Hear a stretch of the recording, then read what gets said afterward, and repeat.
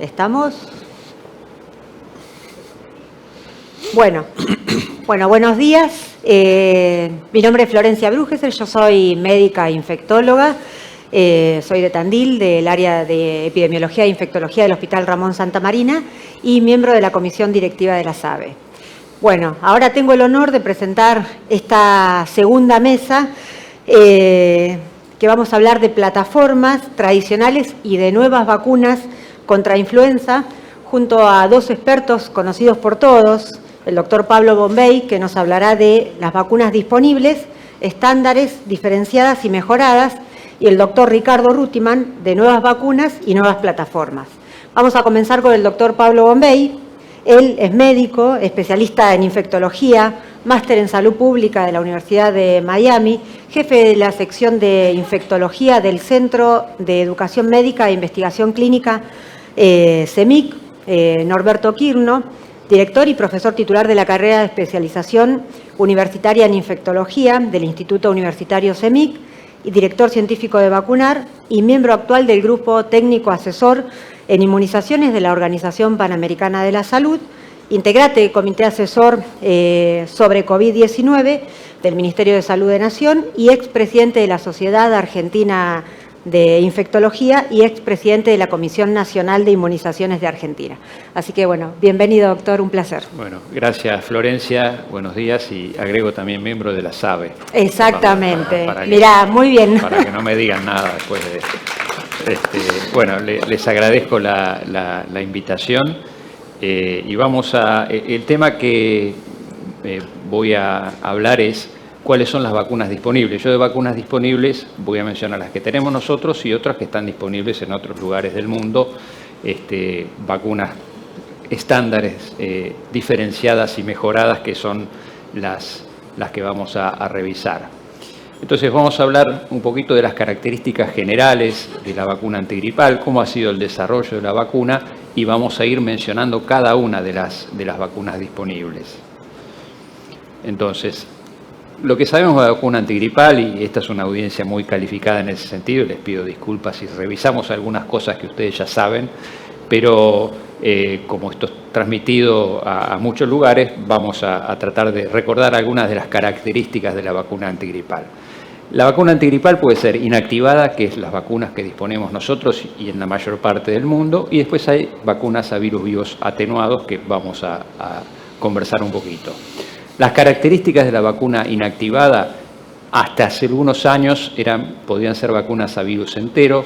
Hoy, actualmente, las vacunas son las que se llaman split, o que es el virus fraccionado, tratado con detergentes y otros solventes, que contienen las hemaglutininas y las neuraminidasas de superficie del virus, pero que también tienen otros componentes virales como proteínas de la matriz, etc.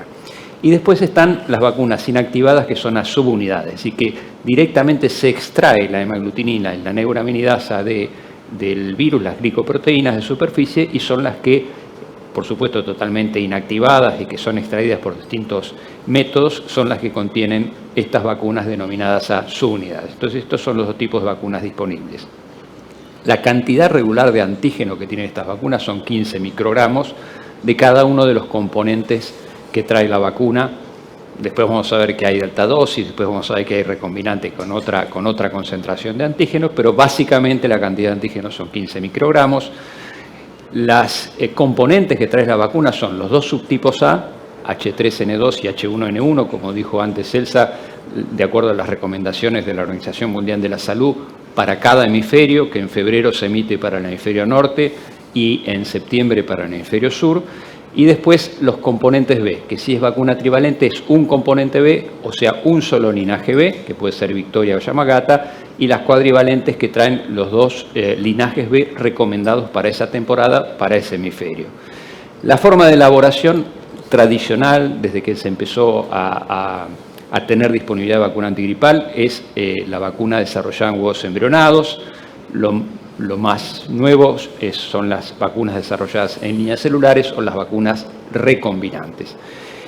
Puede ser con o sin adyuvantes, ahora vamos a ver, y la vía de administración habitualmente es intramuscular o en algunos casos subcutánea profunda.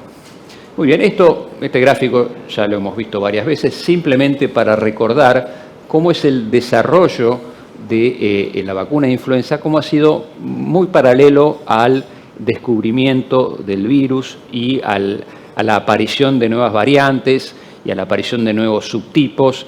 Dije la palabra variantes y se van a confundir. Olvídense, es un desafío. Nuevos subtipos y tipos del virus. En el año 1933 se aisló el virus de influenza A y 5 años después ya teníamos una vacuna disponible monovalente. En el año 40 ya aparece un nuevo tipo B y aparece otra vacuna que ya contiene 2 tipos del virus, o sea que ahí ya tenemos vacuna bivalente y después continuamos así en el desarrollo, aparece la vacuna trivalente y la recomendación más reciente en el año 2013, en base a la cocirculación en varias temporadas de los 2 linajes B y al impacto que se empezó a reconocer que tienen los virus B en las estaciones de influenza, se introduce la recomendación de vacunas cuadrivalentes, que es una transición que se está desarrollando en el mundo de vacuna trivalente a cuadrivalente. Entonces, vamos a ir hablando de las distintas vacunas disponibles, como les mencioné, la vacuna trivalente, la cuadrivalente y después las distintas variables de cuadrivalente, achuvantada, vacuna recombinante, de alta dosis de antígeno, la desarrollada en líneas celulares y la cuadrivalente a virus vivo intranasal, que todas tuvieron su antecesor, que fue vacuna trivalente en estas mismas plataformas.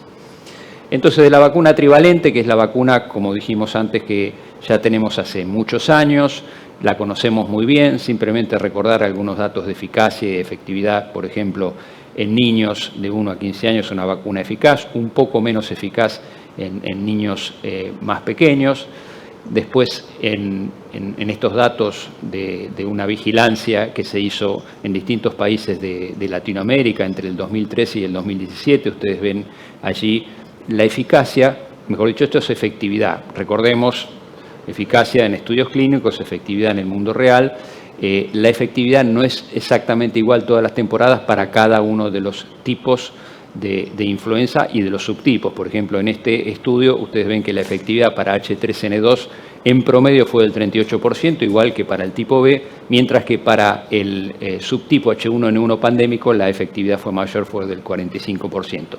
Y también la efectividad de estas vacunas difiere de acuerdo a la población que estamos hablando.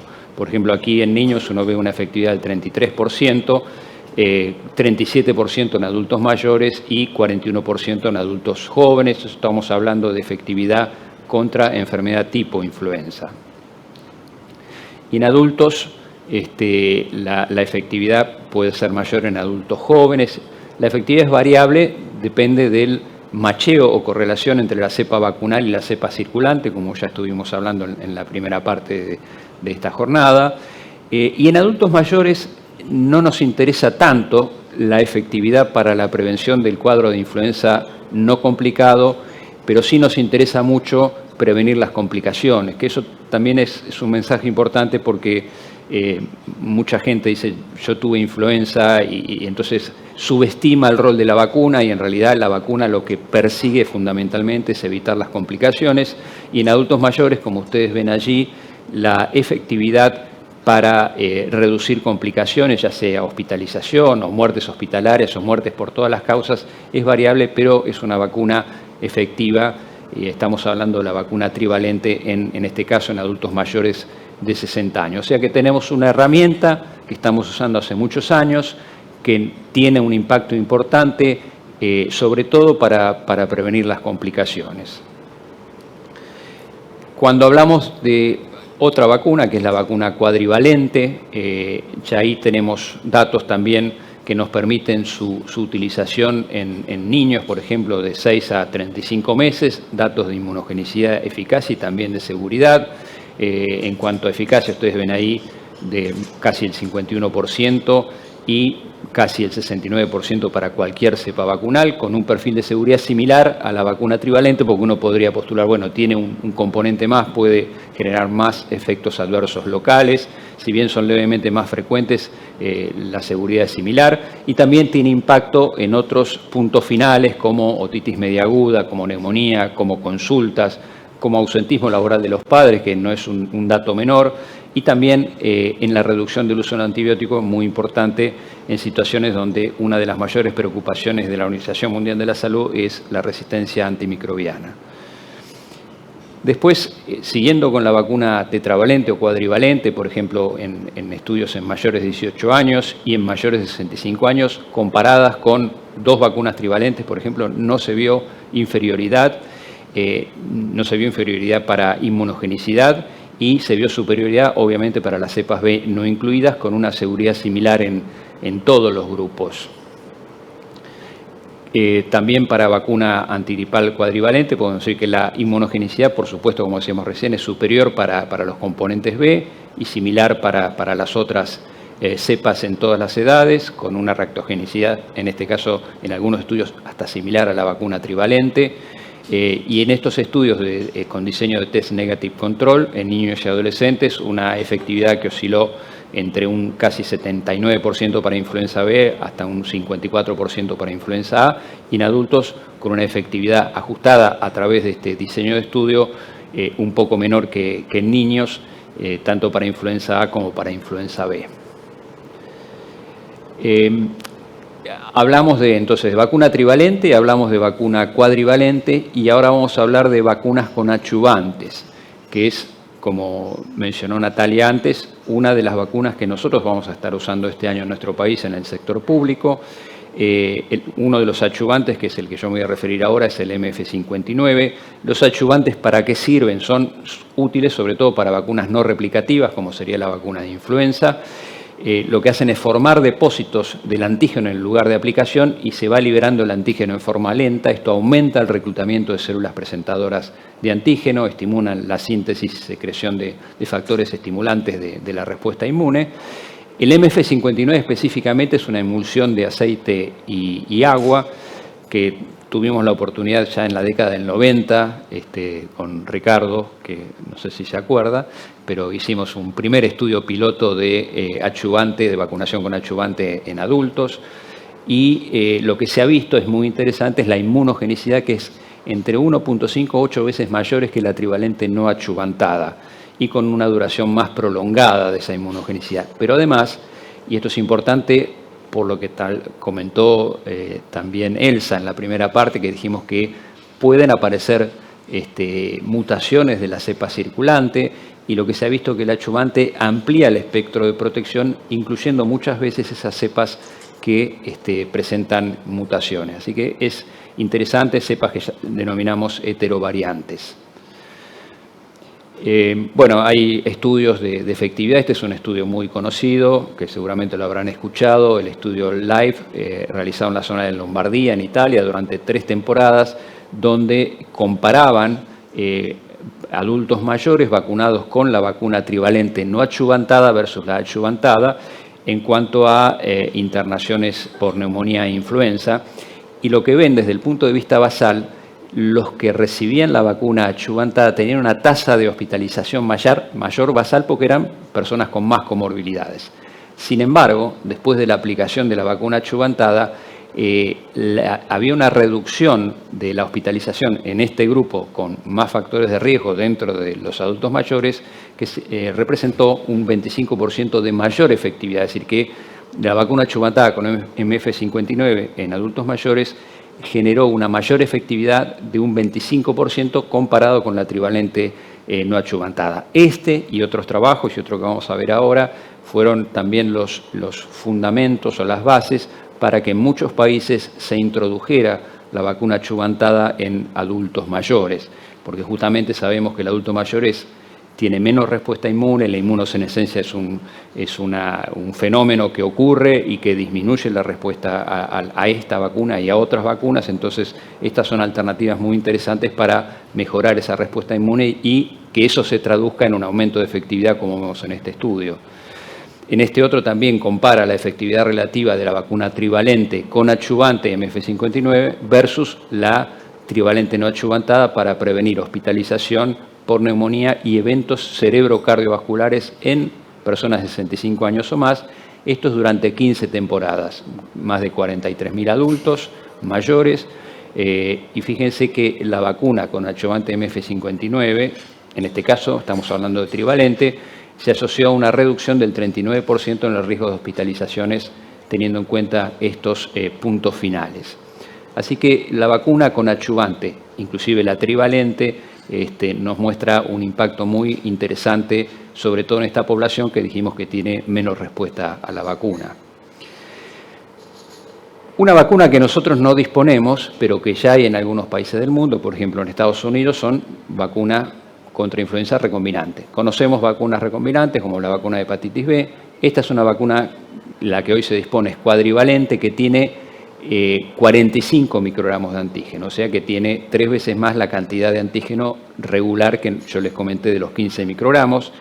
Y esta es una vacuna que produce la hemaglutinina fuera, en otras células, son células de insecto y utiliza, como ven ustedes ahí, baculovirus como sistema de expresión. Es una tecnología DNA recombinante, esto permite una producción más rápida, no necesita huevo embrionado, es decir, no necesita el pasaje por huevo, por lo tanto esos cambios adaptativos que ahora vamos a comentar también cuando hablemos de la vacuna en líneas celulares es evitado a través del desarrollo de vacuna recombinante. Hay datos de efectividad de más del casi el 45% en personas adultos jóvenes, inclusive frente a cepas que tengan drift antigénicos, y un perfil de seguridad bastante aceptable, y está aprobada en los Estados Unidos para utilizarse a partir de los 18 años. Así que este es una herramienta de prevención de influenza que tenemos disponible, no en nuestro país, pero en algunos otros lugares del mundo.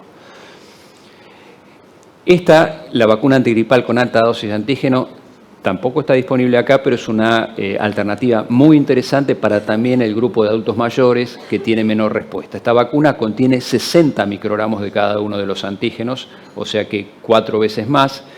Lo que se ha visto desde el punto de vista de respuesta inmune es mayor tasa de seroconversión y mediana de títulos, es decir, una respuesta inmune mejorada en adultos mayores de 65 años, sobre todo para las cepas A, y se vio no inferioridad para las cepas B. Al tener mayor concentración de antígenos se ven más reacciones locales, son más frecuentes que con la de la dosis estándar.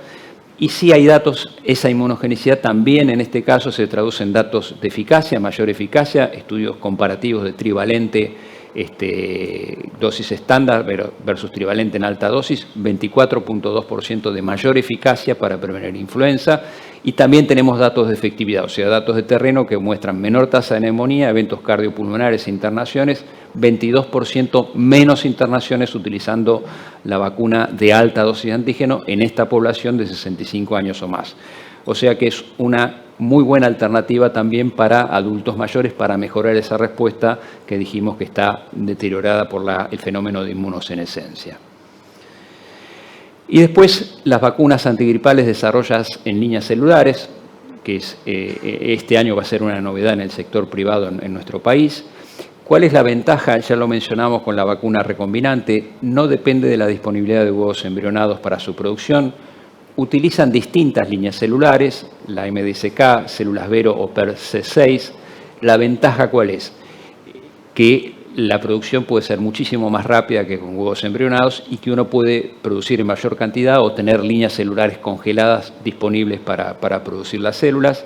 En nuestro país, la vacuna de líneas celulares que va a estar disponible este año es una vacuna cuadrivalente desarrollada en células MDSK y está aprobada para usar a partir de los 6 meses, en niños a partir de los 6 meses y en adultos.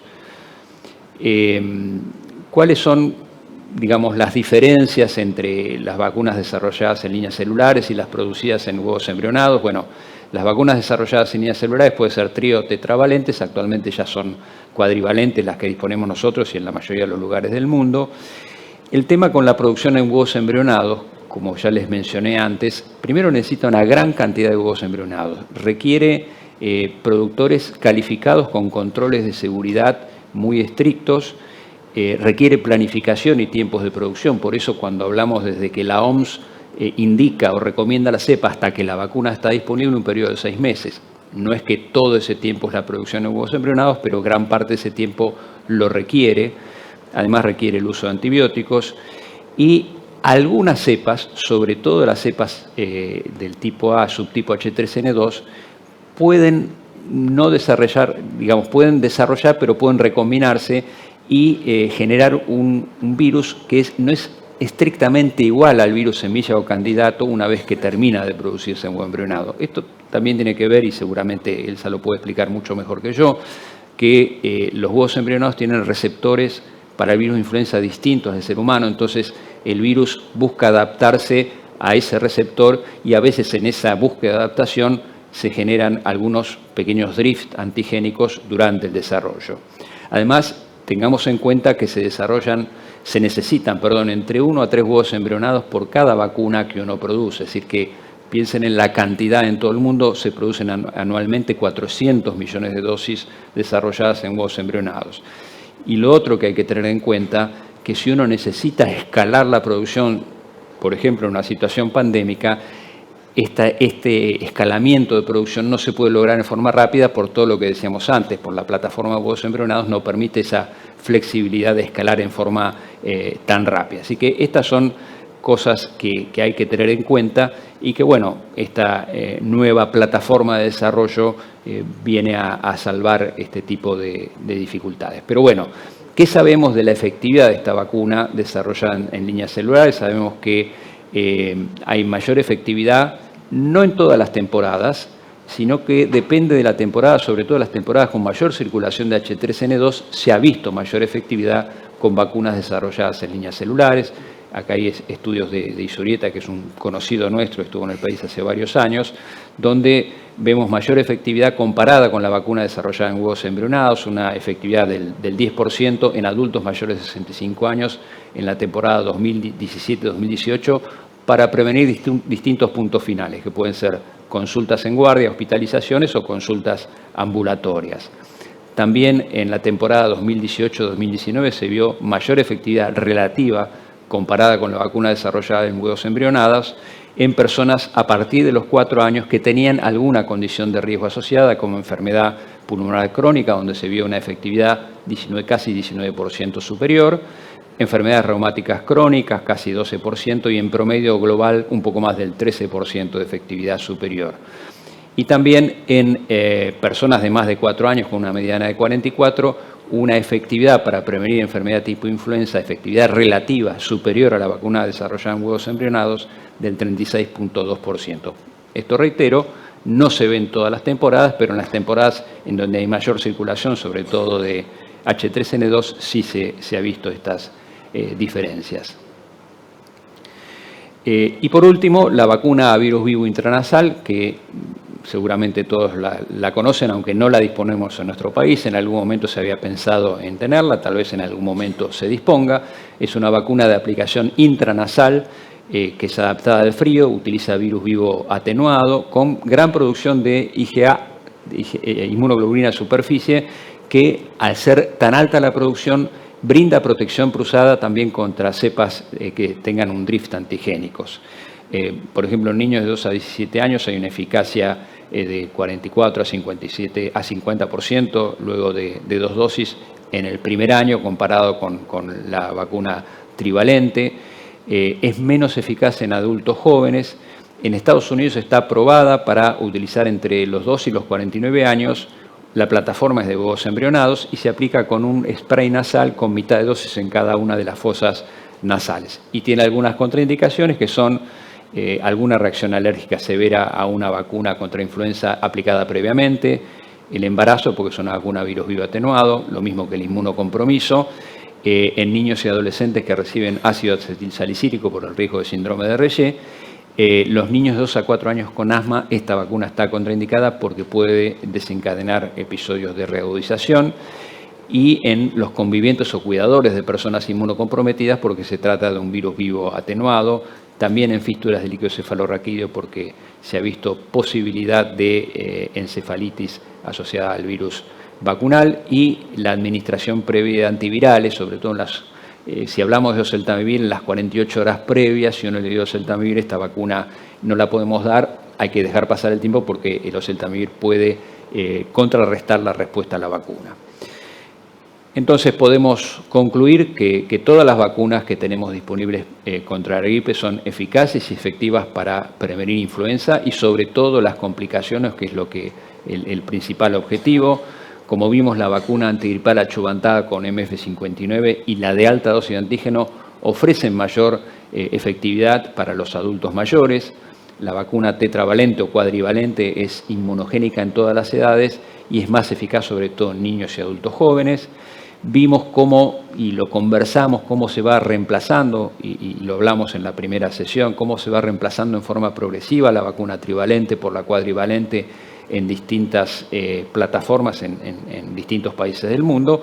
Y vimos también cómo el desarrollo en líneas celulares o vacunas de tecnologías recombinantes reduce el riesgo de las mutaciones que se observan durante la replicación, el desarrollo en plataformas de huevos embrionados y permiten una elaboración más rápida y en mayor cantidad. Eso es todo. Muchas gracias. Bueno, muchas gracias, Pablo. Vamos con la segunda disertación. Lo tenemos al doctor Ricardo Rutiman, que él es pediatra, infectólogo, director de la unidad de vacunas de FIDEC, miembro de la Comisión Nacional de Inmunizaciones, CONAIN, y miembro de la Comisión Nacional de Eliminación del Sarampión, rubiola y rubiola congénita. Bueno, te escuchamos. Bueno, muchas gracias. Buenos días. Muchas gracias a los organizadores, a la SABE, a la doctora Florencia Kahn. Un placer y poder compartir con ustedes esta mesa y también con Pablo, que hace muchos años que trabajamos juntos y me acuerdo muy bien con los investigadores, el doctor Martin, era originalmente Chiron en ese momento, el laboratorio que nos había propuesto realizar ese estudio con MF59. Pablo nos ofreció una excelente introducción y él ya fue mostrando y fue señalando cada uno de los puntos en los cuales hay que empezar a trabajar para mejorar y para tener nuevas vacunas antigripales. Sin ninguna duda, la pandemia de COVID de alguna forma empujó un poquito algunas plataformas, vamos a ver y le vamos a dedicar por ahí un poquito más de tiempo a alguna de ellas, pero un aspecto, y yo creo que uno de los primeros puntos en los cuales tenemos que estar de acuerdo y que en realidad casi todas las autoridades internacionales están de acuerdo, es que para tener una eficiente campaña de vacunación antigripal, eficiente, efectiva, rápida, debemos salir de las líneas de desarrollo del huevo embrionado. Y eso me parece que ya lo ha mostrado claramente Pablo.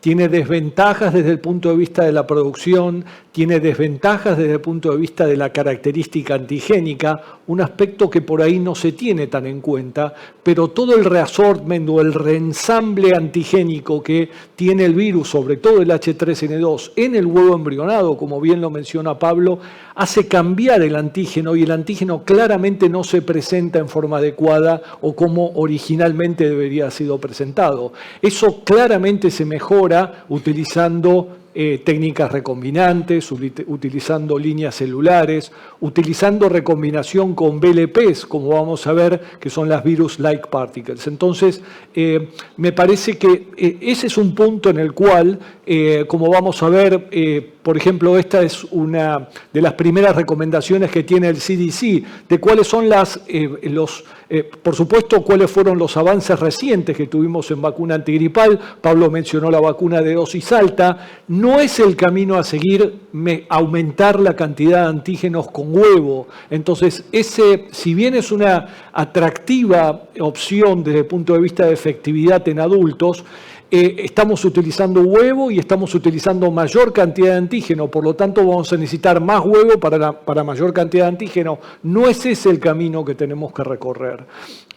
Sí es el camino de la utilización de adyuvantes. Pablo mencionó el MF59. El MF59 es un adyuvante que mejora específicamente el sitio de diseminación del virus en el sitio de administración de la vacuna. Ese es un mecanismo de acción, pero tenemos otros mecanismos de acción, como por ejemplo la estimulación de los TLR, que son los Toll-like receptors, los receptores Toll-like, que son receptores que se estimulan, por ejemplo, con el adyuvante que utilizaba la vacuna Cervarix de HPV. Entonces, no estamos hablando de adyuvantes que no hemos utilizado, sino que son adyuvantes que también se pueden utilizar para otras vacunas, como por ejemplo es el caso histórico que tuvimos con la vacuna Cervarix, y que son adyuvantes que ya están aprobados por varias agencias regulatorias.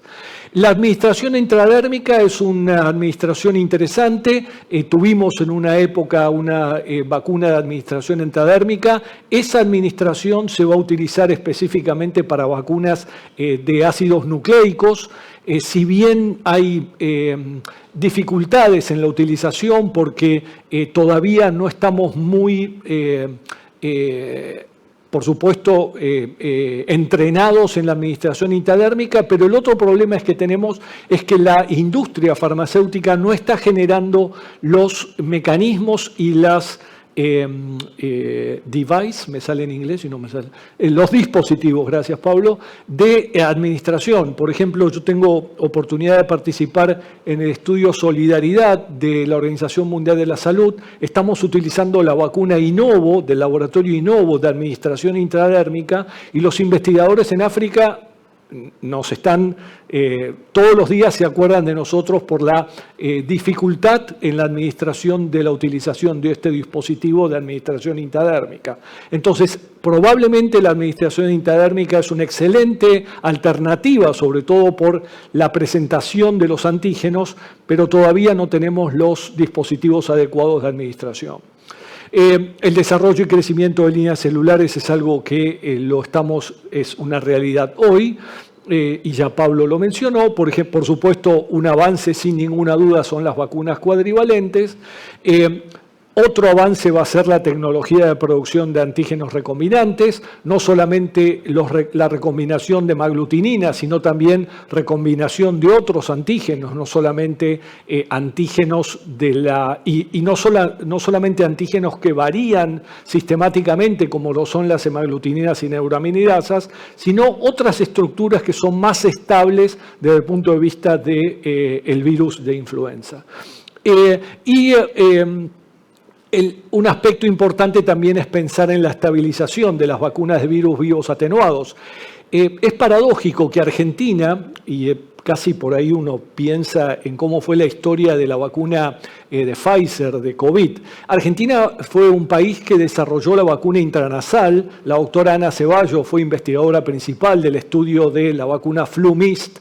En ese momento estaba producida por el laboratorio Wyeth, y ese estudio se hizo a fines de la década del 90, y investigadores de Córdoba, investigadores de Buenos Aires participaron. Elsa seguramente se acuerda, sin embargo esa vacuna nunca la tuvimos disponible en Argentina.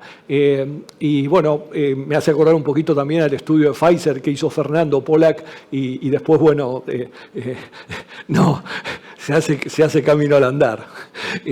Bueno, muy bien, entonces, la recomendación del CDC, por ejemplo, es reducir o eliminar la tecnología de crecimiento viral basada en huevos, y en el desarrollo de vacunas hay que buscar alternativas de mayor efectividad con similar perfil de seguridad. Necesitamos inmunidad a largo plazo, probablemente para varias temporadas. Eso probablemente esté en línea con la utilización de algunos adyuvantes, ¿sí? Tal vez algunas vacunas que actúan en sí mismos como adyuvantes, como son las vacunas de ácidos nucleicos, puedan ir en esa línea. Necesitamos coberturas amplias de vacunas, sabemos que para varios tipos, subtipos y clados, y coberturas para virus estacionales y pandémicos. Eso también sería un deseo a tener en cuenta. Y por supuesto, el objetivo final es tener una vacuna antigripal universal. Vamos a ver que todavía no tenemos un camino exacto o claro de cómo seguir esa línea de desarrollo.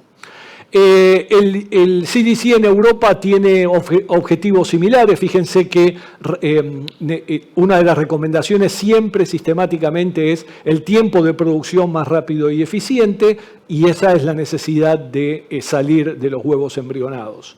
Y nuevamente buscar una alternativa de vacunación antigripal universal. Y si pensamos en algunas otras consideraciones, tenemos que pensar también que desde el punto de vista inmunológico el desafío es que no solamente necesitamos mejores vacunas, sino también pensar en cómo mejorar la respuesta desde el punto de vista inmunológico en poblaciones que previamente tenían exposiciones a diferentes antígenos o diferentes vacunas.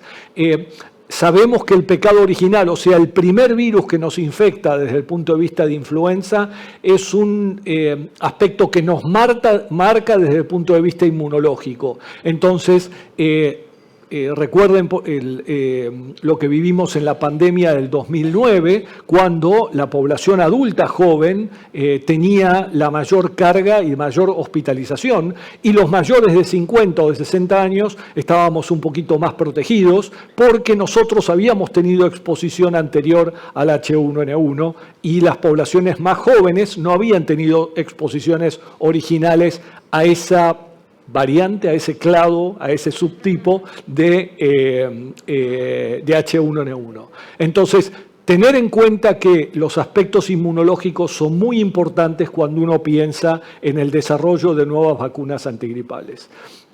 Ahí deberíamos tener una selección adecuada de la fuente viral a la cual vamos a incluir en la vacuna, y para eso necesitamos una buena vigilancia epidemiológica.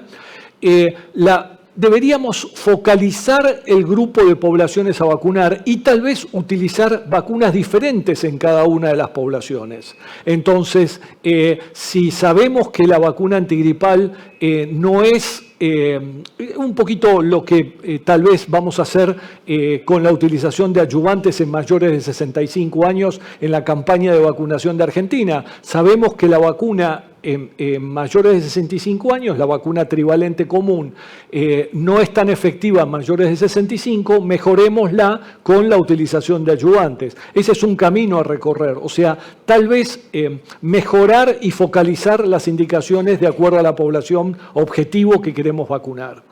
Y por supuesto siempre reemplazar los cultivos en huevo por los celulares o técnicas recombinantes. Incluir otros antígenos y otras proteínas estructurales, y el desarrollo de nuevos adyuvantes es un camino que tenemos que recorrer. Para esto el virus tiene lo que utilizamos en las vacunas split, como mencionó Pablo anteriormente, son estructuras que son de superficie, hemaglutininas y neuraminidasas, y en algún caso hasta las purificamos, como es el caso de las vacunas de subunidades. Entonces, estamos haciendo un antígeno que es un antígeno muy variable, pero no tiene proteínas estructurales que por ahí no varían tanto. Entonces, tenemos que pensar en utilizar proteínas un poquito de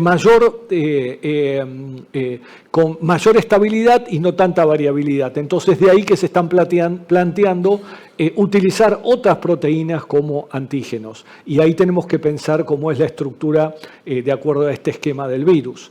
Y muy bien nos decía Elsa en cómo es el árbol filogenético del virus de influenza. Tenemos dos grandes grupos, el grupo 1 y el grupo 2, donde podemos dividir las hemaglutininas. Entonces, ahí tenemos hemaglutininas, las de influenza A, se dividen en dos grandes grupos, y podemos ver que de un lado están las H3 y del otro lado están las H1, y en el medio de eso tenemos las hemaglutininas del virus B, que no tienen tanta variabilidad y tienen componentes de dos clados. Y entonces, si pensamos en otras proteínas, tenemos que ver un poquito la lista que está en esta diapositiva hacia abajo. Y entonces, tenemos que evitar esta diferencia, esta efectividad. Fíjense, estos son 20 años de historia de vacuna de influenza de acuerdo a datos de Estados Unidos y de acuerdo al CDC. Fíjense, tenemos efectividades tan malas como de 10% o tan buenas como de 60%. Entonces, este cambio de la efectividad también exige mejores vacunas. Entonces, ¿cuáles son las plataformas? En definitiva, toda esta introducción es para entrar en cuáles son las plataformas que hoy tenemos para el desarrollo de nuevas vacunas antigripales. En la presentación ustedes van a ver que hay 3 o 4 citas, son los 3 o 4 estudios o revisiones en las cuales les diría está resumida esta presentación, así que pueden encontrar fácilmente las citas en la presentación. Como ven, tenemos plataformas de ácidos nucleicos, plataformas de vectores. Si les suena a algo parecido a las vacunas de COVID, no están equivocados. Por supuesto, vacunas recombinantes con las cuales ya contamos, como es el caso de la vacuna Flublok, como fue la que comentó Pablo, que es la recombinante que se utiliza en los Estados Unidos. Y después, finalmente, las vacunas a virus vivos atenuados. De las vacunas de virus vivos atenuados no voy a hacer muchos comentarios porque todavía están en etapa preclínica, salvo, por supuesto, la que está disponible comercialmente, que no contamos en Argentina. Si entramos en las plataformas de ácidos nucleicos, yo creo que esta diapositiva a mí me gusta mucho porque grafica muy bien cómo es el mecanismo de acción de las vacunas de ARN mensajero y de ADN. Del lado derecho si ustedes ven la diapositiva como están viendo la pantalla, tenemos cómo es el mecanismo de acción del ARN mensajero, que básicamente se diferencia de uno a otro, es que uno necesita incorporarse al genoma de la célula, como es el caso de la vacuna de ADN, y el otro no. Un aspecto muy importante desde el punto de vista de la diferencia entre uno y otro. En definitiva, el sistema retículo endotelial termina recibiendo la información para codificar la proteína, que en este caso es el antígeno que tiene que presentar en la superficie celular, que es en definitiva donde va a ser expuesto en el caso de la aplicación intramuscular, en el miocito. Entonces, es el miocito en el que expone el antígeno a la célula presentadora de antígeno. Esta célula presentadora de antígeno lo lleva hacia el ganglio linfático, donde en definitiva le presenta el antígeno, en este caso de la hemaglutinina, por ejemplo, del virus de influenza, para producir la respuesta inmune de linfocitos T o linfocitos B, dependiendo el antígeno en el cual esté expuesto. Una pregunta y una duda que siempre tuvieron las vacunas de ARN mensajero o de ácido nucleico es cómo se regula esta producción. La célula en sí mismo tiene un mecanismo de regulación, y es más, el ARN mensajero, y uno de los problemas que tenían las vacunas de ARN mensajero o la tecnología de ARN mensajero era que era fácilmente degradado. Hoy, gracias a las cápsulas lipídicas, por ejemplo, este ARN mensajero permite vehiculizarse mejor, se permite una mejor administración y no es degradado tan rápidamente. Ahora, una vez que se desarrolla en el citoplasma celular, el ARN mensajero tiene un proceso de autorregulación y la célula de por sí lo puede eliminar de la circulación. Entonces, existen mecanismos de autorregulación y de degradación del ARN mensajero que la misma célula lo puede hacer. O sea, no hay un problema desde el punto de vista de la degradación de ARN mensajero. Entonces, la seguridad en ese sentido está muy bien controlada. ¿Cuáles son los ejemplos que tenemos de vacunas de influenza de ARN mensajero? Tal vez Pablo, entiendo yo que él va a participar de un estudio de investigación clínica, así que puede hacer alguna mención cuando hablemos o tengamos la oportunidad de hacer preguntas, pero no hay ninguna duda que estas vacunas se desarrollaron a punto de, un gran desarrollo a punto de partida de la pandemia de COVID, con un éxito y una efectividad que sería muy interesante de discutir, porque la verdad que logramos efectividades para COVID que muy raramente las hemos encontrado para influenza. Entonces, me parece que es un camino y a considerar, sobre todo para una vacuna y una plataforma nueva, ¿no? Moderna, por supuesto, es uno de los primeros. Ya Moderna tenía un antígeno de hemaglutinina y en los cuales, fíjense que en diciembre del 2021, o sea, hace muy poquito tiempo, está anunciando los resultados de los estudios de fase 1. Creo que la industria también está tomando el vicio, entre comillas, digo, de hacer estudios de fase 1 y fase 2 parecidos a los de COVID. Me parece que ahí no necesitamos por ahora con urgencia tener estas vacunas. Entonces hay que tener cuidado en el desarrollo, cómo se siguen los estudios. Me parece que la industria en ese sentido tiene que ser un poquito más predecible desde el punto de vista de los estudios. O sea, rápidamente Moderna anuncia la fase 1 y ya tenía la fase 2 lista para hacer. Me parece que ese camino que se recorrió para COVID no debería ser recorrido por todas las investigaciones clínicas. Me parece que tenemos que volver un poquito a la tradicional. No tenemos una urgencia como sí ocurrió para COVID, ¿no?, en el desarrollo de estos productos. También existe la posibilidad, y hay en desarrollo, una vacuna panrespiratoria, y bueno, hubo también información de prensa al respecto. Entiendo yo que el Hospital Militar está trabajando en una vacuna que combina influenza, sincicial respiratorio y COVID. Por supuesto, una alternativa muy atractiva. El problema probablemente vaya a ser la interferencia entre los antígenos, así que tenemos que tener en cuenta eso.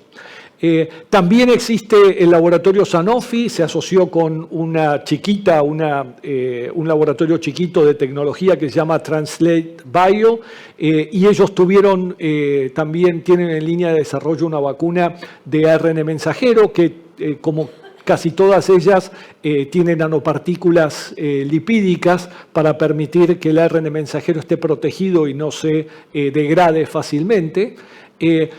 Fíjense que en este caso el estudio de fase 1 lo hicieron con una vacuna monovalente precisamente para no generar interferencia entre los antígenos. Pfizer también tiene una vacuna en desarrollo y ellos iniciaron su fase 1 en población, muy interesante, en población objetivo, que es en los mayores de 65 años. Y un poquito más atrás en el desarrollo, en etapa preclínica, está una iniciativa del laboratorio GlaxoSmithKline con CureVac, que es un grupo alemán de ARN mensajero, que paradójicamente es uno de los laboratorios que mayor experiencia tiene en vacunas de ARN mensajero. Sin embargo, la vacuna COVID de CureVac fue la que menos falló, digamos, en el estudio de eficacia para COVID, ¿no? Probablemente haya tenido que ver la variante Delta en ese sentido, pero a pesar de ser un laboratorio con mucha experiencia en ARN mensajero, falló en COVID. Perdón. Después hablamos de ARN mensajero. Sí, un poquito de agua. Y estamos, por ahí nos queda un poquito más atrás. Muchas gracias, Florencia. Nos queda un poquito más atrás las de ADN. De nuevo, la dificultad de ADN es el tema de pensar que tiene que ser incorporado en el genoma. Ese es un aspecto de seguridad que todavía no se termina de resolver. Por supuesto, la administración también, la administración intradérmica con la electroporación famosa, es un tema también que hay que resolver y que no está muy claro. Imagínense la utilización de vacunas intradérmicas con dispositivos complicados en una campaña de vacunación. Ya seguramente Iris se va a poner nerviosa pero bueno. Pero bueno, un aspecto es que sabemos que la plataforma es segura. Fíjense que no hay industrias farmacéuticas muy pesadas, entre comillas, detrás del desarrollo. Hay un desarrollo del NIH, o sea que yo creo que las técnicas de ADN me parece que no van a fluir rápidamente, si se quiere. Cambiemos entonces, vamos a las de vectores virales, que es otra de las plataformas que tenemos muchísima experiencia, 2 años de experiencia con vacuna COVID. por supuesto, ejemplos de plataformas, vacuna Sputnik, vacuna de AstraZeneca, vacuna de CanSino, digamos, son 3 ejemplos de plataformas de adenovirus, ¿no? Que es en definitiva el virus que más se está utilizando y que también se utiliza en este proyecto o en estos candidatos de este laboratorio americano que se llama VaxArt, muy interesante. Ellos tienen una vacuna de administración oral, o sea que aquí nuevamente, y ya están iniciando su fase 3, aquí nuevamente tenemos la problemática que sería muy interesante de discutir, si la inmunidad de mucosas es mejor que la inmunidad tumoral. Entonces, ¿cómo la inmunidad de mucosas puede interferir en el desarrollo de inmunidad tumoral? Un aspecto que para polio fue relevante y que probablemente haya sido muy relevante también para gripe. Entonces, ¿es necesario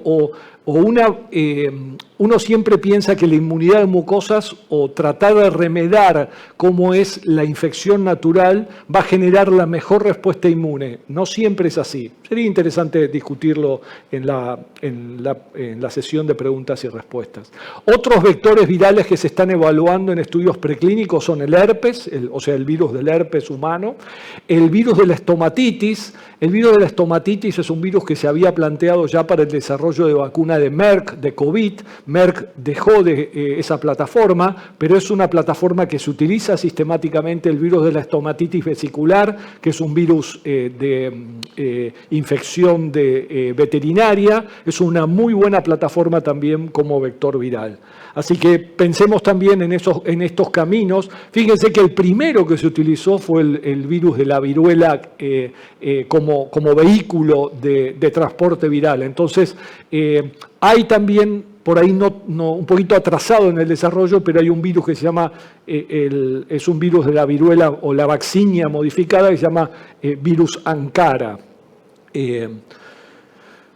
Y si ya finalmente pensamos en lo que a mí me parece va a ser las primeras, ya tenemos vacunas recombinantes para gripe, pero las primeras que vamos a tener seguramente dentro de poquito son las vacunas de VLP o las virus-like particles. Lo que tiene la característica de hacer un virus o una partícula similar al virus es que estos virus se ensamblan y mimetizan claramente la superficie del virus. Acá tenemos no solamente aglutinina, sino también tenemos neuraminidasas en la estructura, por lo tanto es probable que sean vacunas un poquito más inmunogénicas.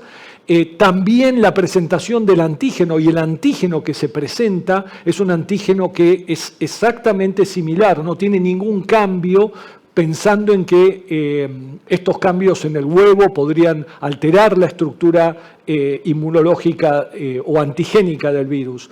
Yo me acuerdo que cuando tuve oportunidad de desarrollar la vacuna antineumocóxica de polisacáridos, había un holandés que se llama Jan Pullman, él era especialista en polisacáridos, y él decía que la distancia en la cual se anclaba la proteína transportadora, o sea, el espacio que se generaba en ese anclaje, era fundamental para la respuesta inmunológica, simplemente alterando esa distancia y cómo se configuraba la molécula, eso hacía alterar la respuesta inmune. Entonces, esos pequeños cambios que pueden alterar el antígeno, que son tridimensionales, eso sin ninguna duda influyen en la respuesta inmune al final. Entonces, fíjense que esta línea ya está en fase 3, ahí tienen 2 citas donde están publicados los estudios de fase 2 y fase 3.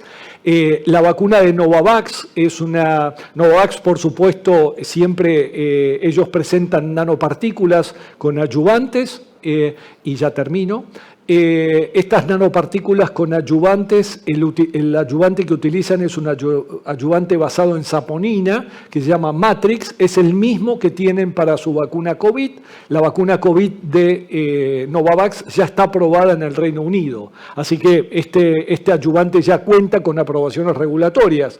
Por lo tanto, yo creo que van a ser, esta vacuna en particular va a ser una de las próximas vacunas a tener en cuenta para la prevención de gripe.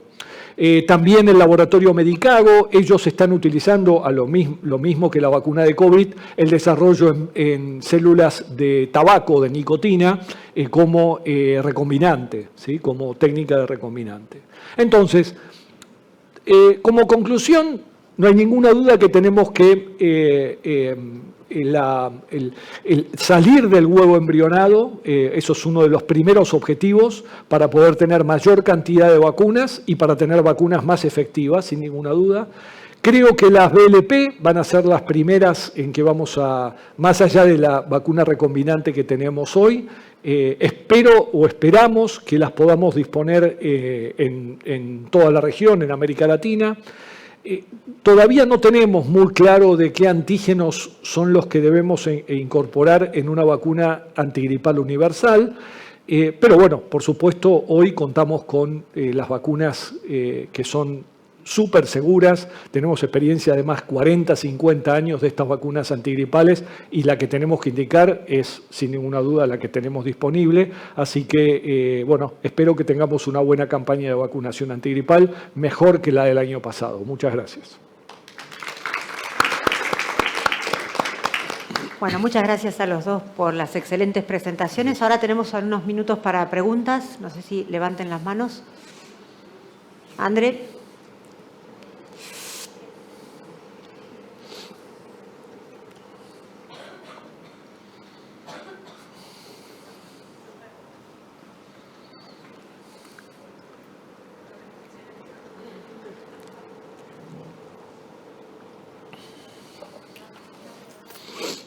Hola, hola. Bueno, súper gracias por las presentaciones. Mi consulta es la siguiente. En este avance que ustedes presentan de hacia dónde deberíamos ir, en el contexto de la situación de Argentina, ¿cuál sería la opinión respecto a si pasar a una vacuna cuadrivalente o dejar huevo embrionado y pasar a una vacuna de cultivo celular? Yo sé que lo ideal es ambos, pero digo, si uno tuviera que tomar una decisión, ¿en qué se embarca? ¿En dejar el huevo embrionado o pasar a una vacuna cuadrivalente? A ver, yo creo que es una pregunta no fácil de responder, como vos te imaginarás. Encima en el contexto de Argentina. Sí. Sí. Yo creo que el camino hacia la vacuna cuadrivalente ya desde hace varios años que está emprendido y creo, como lo hablamos con Natalia en la primera sesión, es algo que ya está más cercano a nuestro país. El desarrollo en líneas celulares también va a ir ocurriendo, creo yo. Si me preguntás qué va a ocurrir primero, yo creo que más probablemente tengamos una vacuna cuadrivalente. De hecho, en el ámbito privado, hoy todas las vacunas son cuadrivalentes. En el ámbito público, bueno, habrá que ver, pero me parece que ese va a ser el primer, el primer logro que tengamos. Y muy probablemente también las vacunas en líneas celulares en el mundo van a ir cambiando. Hoy, en los países más desarrollados, no todas las vacunas son en líneas celulares tampoco, así que creo que eso va a demorar un poco más. Si vos, digamos, en tiempo creo que vamos a llegar primero a una vacuna cuadrivalente más general que a vacunas desarrolladas en líneas celulares, que también, o vacunas desarrolladas en otras plataformas, como dijo Ricardo, vacunas recombinantes, es decir, vacunas que el desarrollo de la plataforma en huevos embrionados realmente ha sido lo que nos ha permitido tener una herramienta preventiva a lo largo de todos estos años, pero en la medida que uno va viendo que uno puede perfeccionar esa herramienta, sin duda, si hay diferencias de efectividad que parecen pocas, pero en un contexto de una gran población, creo que se justifica uno también encaminarse hacia tener plataformas que eviten esas variaciones en el antígeno. Sí, no sé. Desde el punto de vista de seguridad también, Andrea, el tema de la alergia al huevo es un aspecto que por ahí no lo mencionamos tan en detalle, pero es un aspecto muy importante también. Así que si bien es muy infrecuente la alergia mayor al huevo, pero es una situación que se puede ver. También tenemos otras proteínas que se incorporan y entonces el antígeno se empasta, digamos, en el huevo. Entonces, y yo creo que, yo coincido con Pablo en el sentido de que me parece, bueno, no hay ninguna duda. primero es que es como la vacuna de polio Sabin, ¿no? O sea, ya sabemos que fue una excelente vacuna, pero bueno, tenemos que pasar a otra cosa. Entonces es lo mismo, ha sido una excelente vacuna, o sea, por supuesto, es una excelente vacuna porque es la que vamos a usar ahora, la semana que viene. Pero bueno, tenemos que pensar en otra cosa. A mí me parece que ahí también hay que preguntarle, y tal vez Natalia nos pueda comentar, la experiencia que tiene Synergium, si se sigue, porque tenemos que ver vos preguntaste la realidad de Argentina. La realidad de Argentina es que el contrato se hace con un laboratorio productor que es Synergium. El laboratorio Synergium tiene experiencia hoy en huevos embrionados. Ahora, entiendo yo que su mayor experiencia y ya tiene también producción de tecnología en recombinante, porque la vacuna de HPV tiene técnica de recombinación, o sea que tal vez ellos no quieran pasar a una línea celular, sino que quieran pasar a una línea de recombinante, cosa que me parece bien, porque la industria, ellos tienen que pensar en qué es la mayor experiencia que ellos tengan y también su eficiencia desde el punto de vista de producción. Entonces, a mí me parece que sería interesante pensar, como dijo Pablo, en una técnica recombinante. Si es BLP o no, tal vez sea interesante plantearlo como una BLP. Pero bueno, yo creo, no sé, Natalia, si creo que están te invito. de Seqirus, ¿están? Porque, bueno, para ver específicamente eso, no tengo conocimiento en realidad, pero sé que digamos, se está planificando por etapas ir a la transferencia de tecnología con esas nuevas. Primero, bueno, por supuesto lo que decíamos, primero para mí es cuadrivalente y después el tema de cultivo celular. Y cultivo celular, no recombinante. Por porque ahora, no, porque tenés razón. No lo sé, si se piensa en transferencia tecnológica desde Seqirus, probablemente, porque Seqirus está con... Ya está con cultivo celular en el Con cultivo celular, exacto. Exactamente. Eso es lo que yo tengo entendido, pero no sé si hubo alguna otra información. ¿Está muy bien? Florencia creo que estaba, ¿no? Ana. Listo. Gracias. No, ya que estoy con el micrófono al lado, aprovecho. Ricardo, comentaste adyuvante en huevo, en vacunas mayores de 65, Pablo lo comentó, y comentaste adyuvante en vacunas recombinantes. ¿Adyuvante en línea celular es viable en otras plataformas? ¿Cómo lo ves eso? Sí, en realidad no hay ningún motivo como para pensar de que no se pueda. Si bien donde se vio problemas en el adyuvante es con la técnica de vacunas con split. Con vacunas split, la asociación de vacuna split, por algún motivo con el adyuvante AS03, fue el que generó el problema de la vacuna Pandenrix, que fue originalmente la asociación con el síndrome de... Narcolepsia, gracias. Gracias, Pablo. Entonces es ahí donde, pero con el resto de las plataformas no hay ningún problema en utilizar estos. Lo mismo... Yo creo también que la vacuna recombinante que tiene 45 microgramos, que es Flublok, es una vacuna que claramente necesita un adyuvante. Estas proteínas siempre necesitan adyuvante, desde la vacuna de hepatitis B. La vacuna de hepatitis B tiene el hidróxido de aluminio, o sea que ya de por sí tiene un adyuvante que es el hidróxido de aluminio. Entonces, no pensar en una proteína tan pequeña de subunidades como es una hemaglutinina, que no la tengas que incorporar con un adyuvante. Ahí el problema fue la FDA, que no le permitió al laboratorio enganchar un adyuvante, porque la FDA tuvo siempre muchos prejuicios con los adyuvantes, ya que los adyuvantes en Estados Unidos muy poquitos se han utilizado. Entonces, pero yo creo que el problema ahí es un problema regulatorio, pero no hay ningún problema en que en el futuro se puedan incorporar nuevos adyuvantes. Sí. Y los adyuvantes de estímulo de las TLR, o sea, de los receptores Toll-like, son muy eficaces, sobre todo las MPL, las saponinas, MPL, el monofosforil lípido A, que es el que tenía la vacuna Cervarix. Esos adyuvantes tienen que estar en la línea de desarrollo para estas proteínas. Y la saponina, la Matrix, se está utilizando el CpG también, que son un grupo de nucleótidos. El CpG es el que se utiliza en la vacuna de hepatitis B, que ya está aprobada en Estados Unidos, que es la vacuna Eplizab. Esa vacuna, que es hepatitis B con CpG, son nucleótidos y ya tenemos también en una vacuna para COVID. Así que esa línea de trabajo sin ninguna duda va a ser para incorporar, sobre todo en las recombinantes, en las plataformas de vacunas recombinantes y en las VLPs.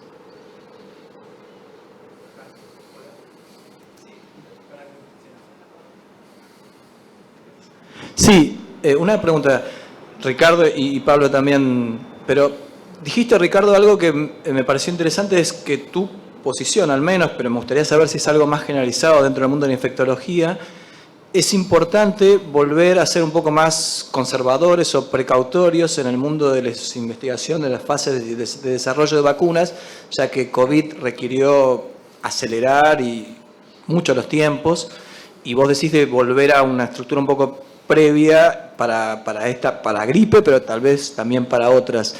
Me gustaría entender un poco más si esto es un concepto generalizado dentro del mundo de la investigación y desarrollo o es algo particular tuyo. Sí, entender mejor esta idea. Yo asumo lo que yo digo. No lo hemos conversado demasiado, creo yo, con el resto, pero a mí me parece que la fase 1, la fase 2, la fase 3 se dividen por algún motivo histórico. Entonces, plantear ya estudios de fase 1 y fase 2 en el mismo protocolo, ahí en realidad es más responsabilidad. Por supuesto, el sponsor, el patrocinador, siempre quiere ir a 150 kilómetros por hora, pero la máxima es 80. Entonces, si la máxima es 80, no podés ir a 150. Y el que pone la máxima es 80 es la autoridad regulatoria. Entonces, la autoridad regulatoria le dice, mirá, yo quiero que me presentes tu desarrollo, pero con fase 1, con tradicional. Ahora, por algún motivo, le permitieron presentar un poquito como venía siendo lo de COVID. Eso es yo creo que no, que tenemos que volver a lo más tradicional, ¿no? Sí, yo creo que, digamos, la situación de COVID fue una situación de excepción en la necesidad de un desarrollo rápido de vacunas, y las entidades regulatorias aprobaron este tipo de superposición de fases, ¿no? De fase 1 y fase 2 casi a la par. Me parece que ahora habría que revisar cómo fueron esos estudios y si realmente se justifica en alguna otra situación hacer esta superposición de fases. Coincido con Ricardo, creo que tal vez en influenza no nos vemos en la urgencia como fue con COVID. Pero bueno, pensar si en el futuro uno no puede acelerar un poco, porque también los tiempos de desarrollo de las vacunas y de los fármacos es muy largo. Cuando se empezó a hablar de COVID decíamos, en un año vamos a tener una vacuna, y cuando nos poníamos a charlar cuánto tiempo lleva el desarrollo de vacunas, hablamos de 5 a 10 años, y en un año tuvimos vacunas disponibles. Es decir, habrá que conseguir un equilibrio y cuál es un tiempo razonable, que a lo mejor no sea tan largo, pero tampoco tan acelerado en función de la necesidad epidemiológica, ¿no? Me pongo a pensar la cantidad de veces que nos hemos reunido todos los años para el simposio de gripe, y todo el tiempo veníamos diciendo necesitamos mejores vacunas antigripales. Durante 10 años, 15, 20 años, yo creo que desde que empezamos con Pablo allá en los 90 con la campaña de vacunación del PAMI en el año 93, Pablo, ¿no? En la primera campaña ya veníamos diciendo que necesitábamos mejores vacunas. Hicimos el estudio de adyuvantes en el año 95, pero bueno, de repente ahora se despertaron todos y quieren hacer vacunas en 6 meses. Entonces, bueno, esperemos un poquito. ¿Sí? La industria durmió la siesta con el tema, se quedaron dormidos con el huevo, se quedaron dormidos con los antígenos, con la vacuna trivalente, que tiene 50 años de uso. Tenemos las vacunas split desde la década del 70 y las vacunas de subunidad desde la década del 70. Después de eso no hubo más nada hasta el uso de adyuvantes. Bueno, un poquito el adyuvante, pero el adyuvante ya tiene 20 años. En el año 94 evaluamos la fase 2 con Pablo en el 94 y recién se aprobó hace 4 o 5 años. Se quedaron dormidos durante muchos años. Porque, bueno, desde el punto de vista regulatorio estaban confortables y desde el punto de vista de la industria también. Entonces, está bien, tenés que cambiar toda una fábrica de producción de huevos hacia una línea celular. Eso genera un montón de inversión desde el punto de vista a largo plazo para la industria. Yo trabajé en la industria y sé lo que significa eso. Pero bueno, en algún momento tenés que cambiar. Flor. Hola, hola. Bueno, estaba pensando en el 94, ya estaban trabajando con esto, yo estaba en la secundaria. Qué lindo, me hacen sentir joven. Una pequeña maldad para los amigos. Nosotros también lo hicimos como trabajo de tesis de Claro, quinto sí, año. trabajo práctico. Era Ok. trabajo práctico de cuarto año. No, les quería preguntar, teniendo en cuenta, bueno, lo que está pasando este año desde el punto de vista epidemiológico, que ya nos mostraron Nati y Elsa, cómo se adelantó, digamos, la circulación. Y sabiendo que es muy difícil, que no tenemos la bola de cristal y no sabemos qué puede pasar el año que viene. Pero si uno pudiera elegir, si uno tuviera disponibilidad de la vacuna, digamos, 2023 desde enero, y te dicen, aplicala cuando quieras, la tenés, está acá. Digamos, me pregunto, con lo impredecible que es el tema de la circulación, cómo hubo años que se atrasó, años que se adelantó. Creo que nunca se había adelantado tanto, como que coincidimos con el hemisferio norte en cuanto a lo que es la circulación. Entonces yo digo, bueno, sabemos que hay dos motivos por los cuales las vacunas cambian todos los años, ¿no? Uno tiene que ver con la composición y otro tiene que ver con que sabemos que a los 9 meses empieza a decaer un poco la respuesta inmune. Entonces me pregunto es, ¿y qué hacemos el año que viene? Digo, ya sé que no sabemos cuándo va a circular, pero digo, con una vacuna por año, si tenemos circulación sostenida, ¿alcanzará? Es una pregunta re fácil que les hago. Eso por ejemplo, el CDC, en las recomendaciones del año pasado para la temporada de este año de ellos, 20, 21, 22, dicen, si uno dispusiera, vamos a poner nuestros meses para manejarnos, supongamos que uno dispusiera la vacuna en enero, ellos aconsejan empezar a vacunar a los grupos de los chicos, a los más pequeños, obviamente las embarazadas, y dejar a los adultos mayores para más adelante, porque lo que se ha visto es que en adultos mayores hay una caída de la efectividad vacunal mensual. Entonces, si uno vacuna también muy tempranamente a un adulto mayor y el virus lo vacunas en enero y termina circulando en junio, va a haber una caída de la efectividad vacunal. Vos estás planteando también la posibilidad de que si uno tuviera una circulación más prolongada del virus de influenza, si uno no necesitaría una doble vacunación en algún momento. Yo creo que, por ejemplo, con los adyuvantes, y eso yo lo mencioné, la duración de la inmunogenicidad es más prolongada. Sí. Entonces, ese es un camino es una alternativa que uno tiene para... por ahora, ningún país está utilizando una doble vacunación. Tengamos en cuenta que la circulación, y esto Elsa lo sabe muy bien, en países templados como el nuestro es más previsible, salvo este año, digamos, que fue distinto. En países de climas tropicales es mucho más difícil, se asocia más a las lluvias, pero también es muy difícil saber en qué momento vacunar también, porque como vos decís, después de un tiempo la protección va decayendo. Pero por ahora yo apelaría más a el uso de adyuvantes, por ejemplo, para prolongar la protección. No sé, Ricardo. Si... Yo creo que, y ahí también me gustaría, pues yo la escuché a Natalia un poquito más temprano en relación a cuando ella respondió la pregunta sobre incorporar edades pediátricas hasta los 5 años. Yo creo que ahí también pensaría en utilizar, a diferencia, sabemos claramente que gripe primero circula en chicos y después en adultos, entonces probablemente lo que yo haría es tratar de bloquear la diseminación viral vacunando a los chicos. Yo creo que el objetivo, y Natalia lo planteó muy bien, o sea, la carga de enfermedad en pediatría es baja en chicos de 3 a 5 años, pero en realidad yo no vacunaría a los chicos de 3 a 5 años por la carga de internación, sino básicamente para disminuir la transmisión. Entonces es ahí el objetivo. Y ahí la extensión hasta los 10 años sería mi opinión. Si yo tuviera que elegir, por ahí yo actuaría bloqueando, y como bien decía Pablo, primero los chicos, que es el planteo que dice el CDC. Probablemente el CDC está pensando también, bloqueemos la transmisión en pediatría y retrasamos la transmisión en el adulto. En ese sentido, si me permitís un comentario, Florencia, en Japón tienen una experiencia de varios años de vacunar chicos en edad escolar. Cuando dejaron de vacunar a los chicos en edad escolar, empezaron a haber aumento de los casos en adultos mayores.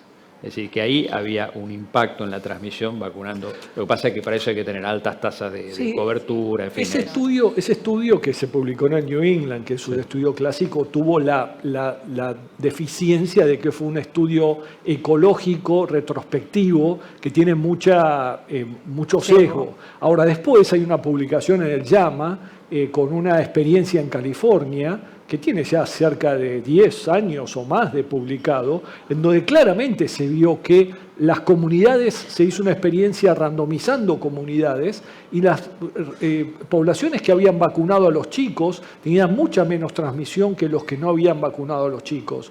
Y eso fue también una iniciativa que hizo de que la vacuna se incorporara en forma universal en los Estados Unidos, ¿no? Me gustaría hacer un comentario. Perdón. Sí, Natalia tomó la posta. Hola, ahí está, ahora sí. Varias cosas que me parece súper interesante. Uno, por el tema de los tiempos, que a raíz de lo que decía Flor, uno teniendo en cuenta, digamos, que cómo está en este momento pautado la Organización Mundial de la Salud, emite la recomendación en septiembre para el hemisferio sur, y en este momento con los huevos y todo eso no hay tiempo de adelantar. Son 6 meses. Exacto, ya sabemos, no hay son 6 posibilidades de adelantarlo. Exacto. Entonces estaría, digamos, la duda si valdría poner, por ejemplo, doble vacunación y eso ya es otro tema, porque cuando se hace la vigilancia, generalmente nosotros no coincidimos con lo que está vacunando el hemisferio norte en este momento. Ese por un lado. Por otro lado, con lo de la vacunación extendida, es verdad, Estados Unidos hace una recomendación, pero no tiene un sistema de vacunación como el nuestro, por lo tanto vacuna, emite la recomendación de vacunar a mayores de 6 meses sin límite, y es muy diferente con respecto a la cobertura real, digamos, que tiene el Estado sobre los ciudadanos. Pero más allá de eso, digamos, también tener en cuenta de que es importante, me parece, ver realmente cuál es el impacto, más allá de los estudios, cuál es el impacto en la transmisión que tiene la vacunación. Y en ese caso, digamos, habría que rever en cuanto al propósito de la vacunación en nuestro país, porque el propósito sigue siendo disminuir las complicaciones y la muerte, y no disminuir la circulación. Exactamente. Ahora, sí tenemos algo que tiene que ver con la transferencia de tecnología y tener las vacunas acá, que ahora, lo que pasó años anteriores cuando hicimos ayuvantada, es que tenemos las 3 vacunas disponibles al mismo tiempo. O sea, tenemos la ayuvantada junto con la Brivaflu, la adultos y la pediátrica, se adquieren al mismo momento y se distribuyen las 3. Entonces, esos son también oportunidades ganadas, porque antes se perdían algunas oportunidades con respecto a la vacunación pediátrica porque se esperaba que llegue la formulación pediátrica, ahora llega en conjunto con la de adultos. Entonces, la verdad es que en eso creo que sí estoy de acuerdo, que dada la carga de enfermedad ahora hay que hacer hincapié en esa población pediátrica primero, junto con el personal de salud, por supuesto, que son, digamos, una cuestión estratégica, pero ir a esa población que tiene ahora mayor carga de enfermedad. Sí, y pensar en las embarazadas también, ¿no? Por supuesto. Porque el chico, si van a ser el chico, van a ser probablemente por ahí en el pico, claro, ¿no? Exacto. Así que... Pablo, ¿querías comentar algo? Sí, un comentario de lo que dijo Ricardo de la intradérmica. Nosotros en algún tiempo acá en Argentina, durante 3 o 4 años, tuvimos vacuna intradérmica. El problema de la intradérmica es la aplicación, pero la ventaja que tenía la intradérmica, de acuerdo con menor cantidad de antígeno, es decir, con vos menor cantidad de antígeno, y hoy tener necesidad de menos antígeno también es un elemento muy importante, sobre todo pensando que siempre está pendiente la amenaza de una pandemia de influenza aviar, que hace muchos años venimos trabajando. Pensamos que la próxima pandemia iba a ser de influenza aviar. No sé, Elsa me pone la mano así, que no quiere, pero bueno, esperemos que no, pero digamos que todas las estrategias que nos permitan utilizar menos antígeno son interesantes. En ese sentido, creo que la intradérmica fue una muy buena opción. Lamentablemente es una opción costosa, un dispositivo de aplicación que era bastante fácil, inclusive para quien no sabía vacunar, pero el problema es el costo. Así que creo que es una alternativa que ojalá se pueda seguir explorando. Sí, cuando quisimos hacer también la administración intradérmica de la vacuna de IPV, la vacuna Salk, hubo mucha resistencia, sobre todo para su administración, ¿no? Pero por supuesto también permite una vacuna inactivada, o sea que uno podría pensar que Es una técnica que se podría utilizar para otras vacunas, como es la vacuna Salk, que es una vacuna inactivada, pero bueno, está claro de que no es de las más amigables desde el punto de vista de las campañas en general. Y aún peor si se utilizan estos dispositivos que son complicados. La electroporación, que es la que se recomienda para las vacunas de ADN, que es el caso de la vacuna Inovio, que es para COVID, está generando bastante dolor de cabeza, por lo menos en los investigadores en África. Sí, yo Ellos quería están hacer haciendo el una estudio de fase 3, perdón. Sí. Elsa.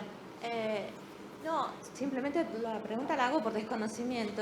No sé si en influenza se están probando los dispositivos tipo parches para aplicación intradérmica, como están haciéndose las pruebas para sarampión. Correcto, sí.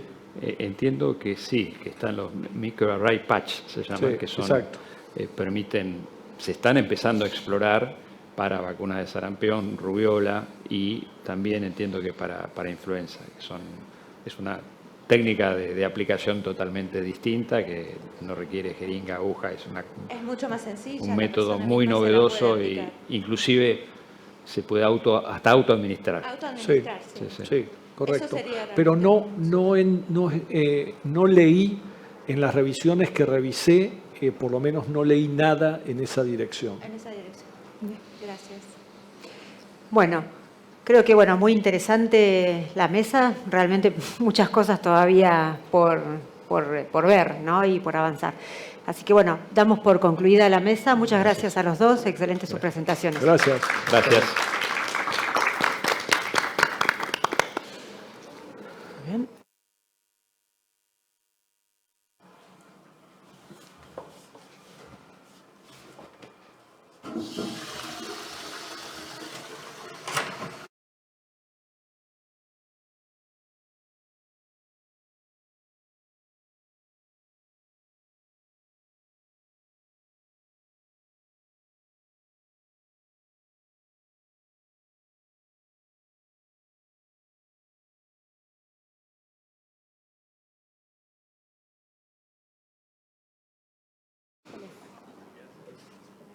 Está allá.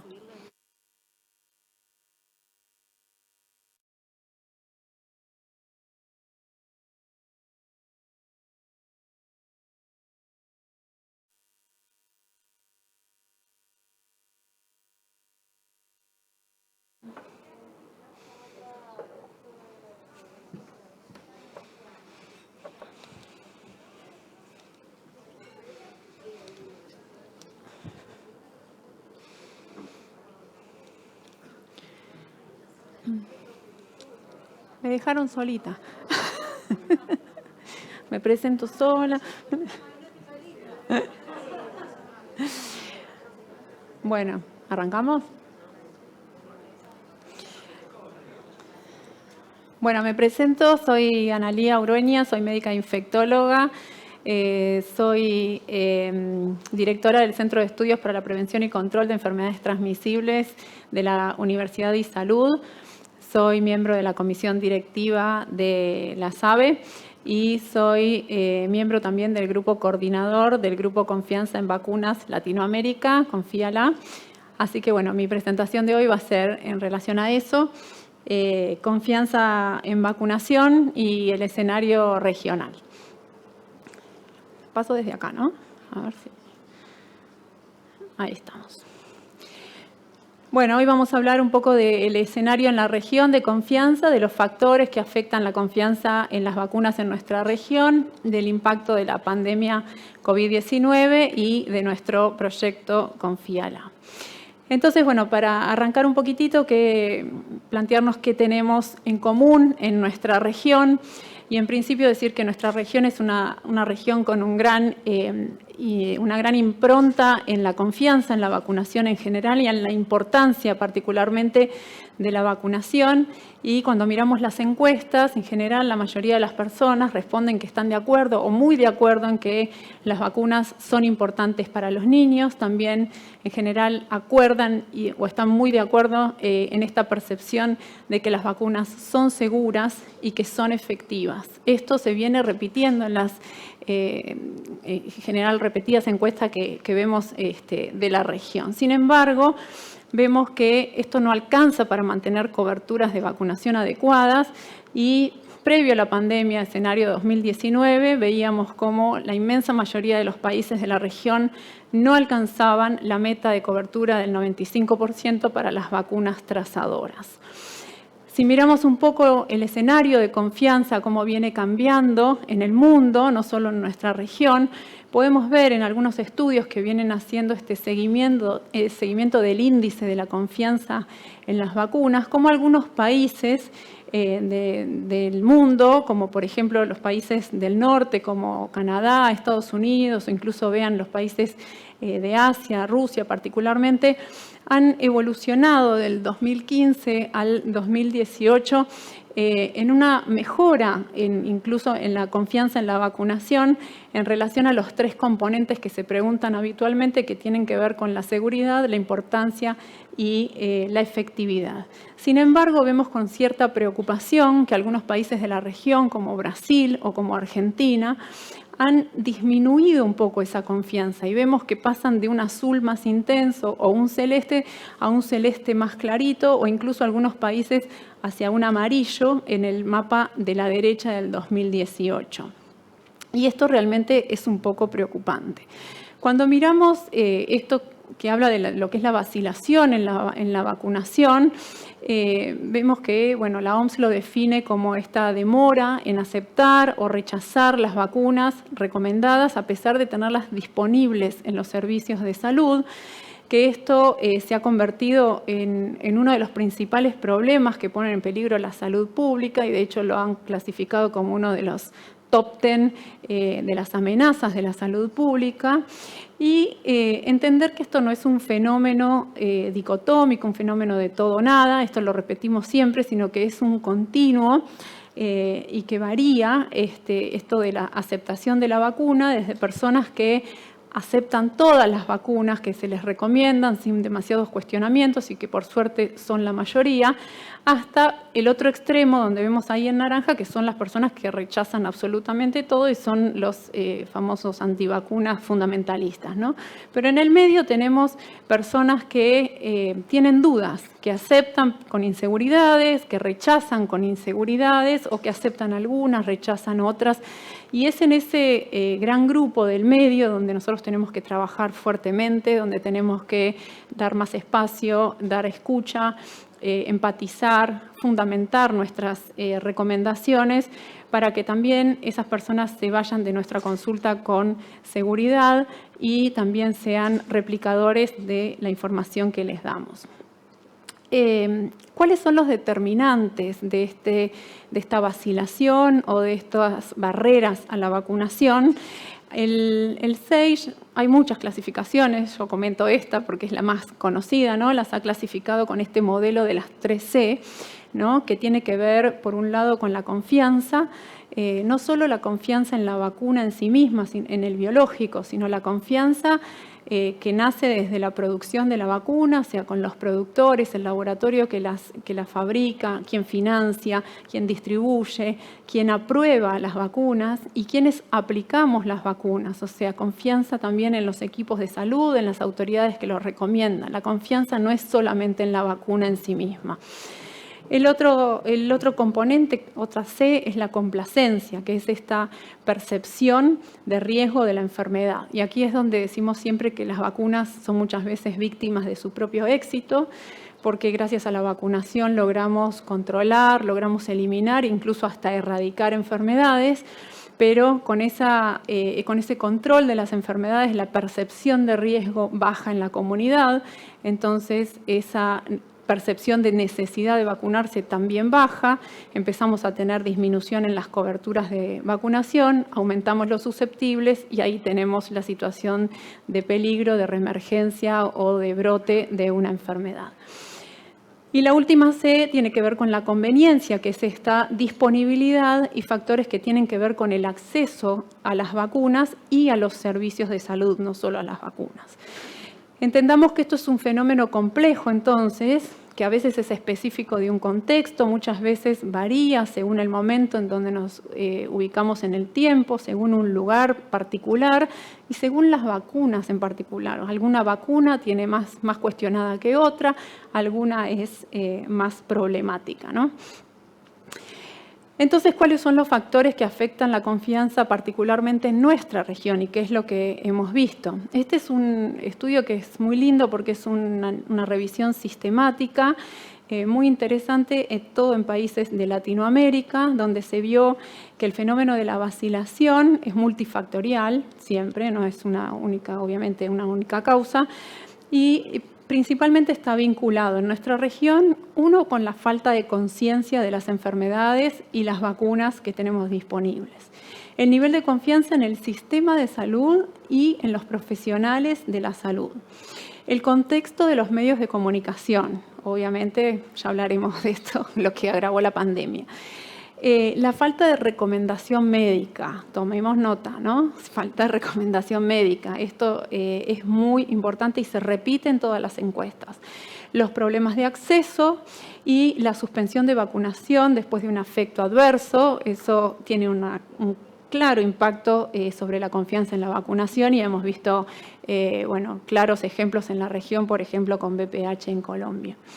Esta es una encuesta que realizaron en Brasil, IVOPE, muy interesante, donde, por ejemplo, ellos lo que encuentran en su población es que las principales causas de barreras a la vacunación es la falta de información, la falta de conocimiento y la falta de planificación y recomendación de la vacuna. Fíjense que esto correlaciona bastante bien con las fuentes de información, que es lo que vemos sobre la derecha, que utilizan estas personas para informarse sobre vacunas, y cuando miramos las principales fuentes de información que utilizan son los medios masivos de comunicación, televisión, radio o, por ejemplo, redes sociales. En tercer lugar, yo no veo mucho, pero creo recordar que eran los contactos con amigos o las recomendaciones con conocidos, y recién en cuarto o quinto lugar aparece el sistema de salud, las recomendaciones del Ministerio de Salud, es decir que las fuentes de información son muy importantes a la hora de decidir y de confiar, ¿verdad? Este es los resultados del proyecto ICAP, que es el índice de confianza que hace desde el año 2019 la Fundación Bunge y Born, que la verdad que celebro que hayan hecho este trabajo periódico porque es muy rico y nos da mucha información. Y acá para el año 2019 el principal obstáculo en Argentina fue el faltante de vacunas, es decir que en Argentina la principal limitación fue una limitación de acceso a la vacunación, no tanto de las otras medidas, pero si ustedes ven también vemos contraindicaciones médicas, horarios restringidos de vacunatorios, falsas contraindicaciones, etcétera.